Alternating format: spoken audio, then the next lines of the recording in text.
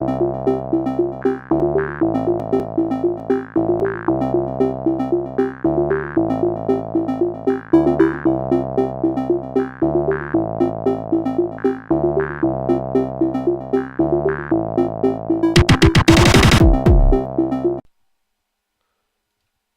and gentlemen, and everyone else. Hello, this is Ryan Willis here, and today I decided to do a video because I watched, it's the Battlefield 4 campaign.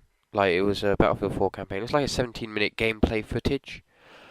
But first things first, I'm sorry I haven't, made that many videos lately. I've been a bit ill, so I haven't really, gotten into the whole making a video when I'm ill. I mean, I'm still ill now, so I reckon you could hear that, but I felt quite bad, not making another video. So, what it was, basically frame by frame, is, what I think was, they started off exchanging something with somebody, intelligence with somebody, so, we'll give you this intelligence if you give us this intelligence, or whatever.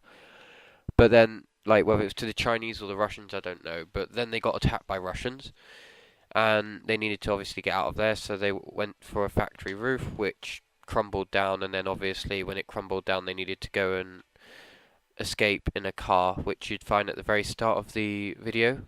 I will put a link now, so that you guys can go and watch it. I should have put a link before I explained everything, but never mind. This will work perfectly fine. Pretty much, some of the new things that I noticed in the new video that they gave out was, you know when you click back on people on Battlefield, they light up. So if you see a bad guy, you can go click the back button while facing him, and then he'll light up, and everyone's like, oh yeah, there he is. Instead, I don't know whether this was just for a single mission, just to call in the Huey or whatever it was. He seemed to have a pad, a sort of something on his arm, where he pointed it at the guy, and then it lit up. I don't know whether that was a way of because obviously on Battlefield you can't just look at someone and just click back, and then they say something and that's it. I think they're actually pointing, or they're actually laser targeting them, so everyone else can see.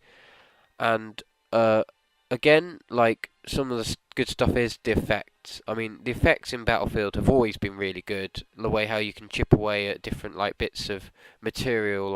Obviously, if you shoot a concrete wall, that's gonna disappear faster than a brick wall, if you get what I mean.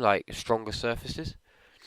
And it was pretty good. The effect when you're inside this building. I don't know whether it's actually. I think it's when you arrive at the factory on it. There's the effects of walking through the window, coming in, and all this grass going to the bottom, and all the shadows and the light and everything. The shadowing and the lighting and everything was just amazing on it, and it was just that makes a game really well. But yeah, so going on to some of the bad things in previous Battlefield, in the campaign.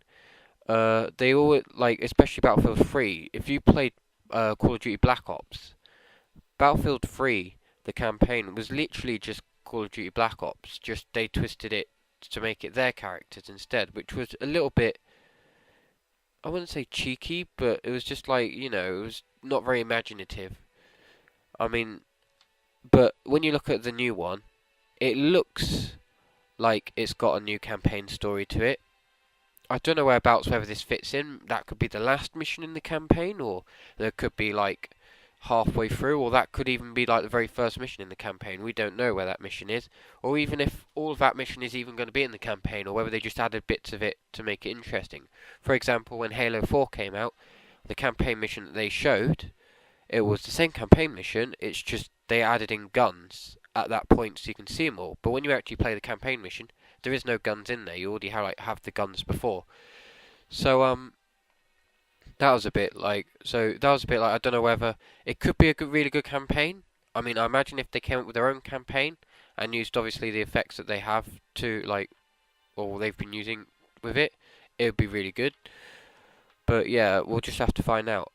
One of the things that I found which a lot of Call of Duty games do, in fact several games do apart from Halo, I think it is there was unnecessary violence.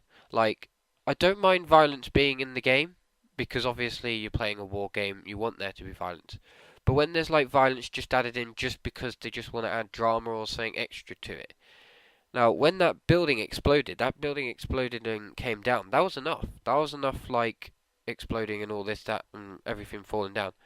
And then there's one point in it, again, I'm going to spoil it for you if you don't watch the video yourself, so I should have done a link when I said before, so if you go and watch it then. But one of the bits that he has to do is he has to chop off his leg. And it's sort of like I understand. Like obviously they're trying to add a bit more depth to the game, but then it was just like, the building just collapsed and everything, and they just seemed to add it in just because they wanted a little bit extra like violence for all the people who think that that's like badass and that.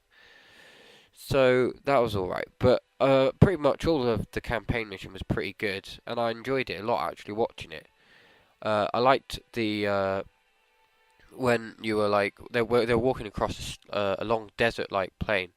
Wait, what's that? Look at the video. This guy's like falling over still. I just thought that was kind of funny. But yeah, what was really good about it was when you were walking across, you had like the Huey flying over, and then you like lit up places, and they start blowing everything up. And then there's that car that stopped at the very start of that bit where it stopped, and you had to like get around it to blow it up and like flank them. It was really good, like how they did it. And if the rest of the campaign's as good as that single mission, they're not going to have a problem, as far as I'm concerned. But yeah, I just wanted to tell you guys that I actually watched it and I enjoyed it, and I'm hoping that you guys can watch it now and enjoy it as well. And I'm looking forward to it. So thank you for watching. Please comment, rate, and subscribe, and hopefully I'll see you in my next video.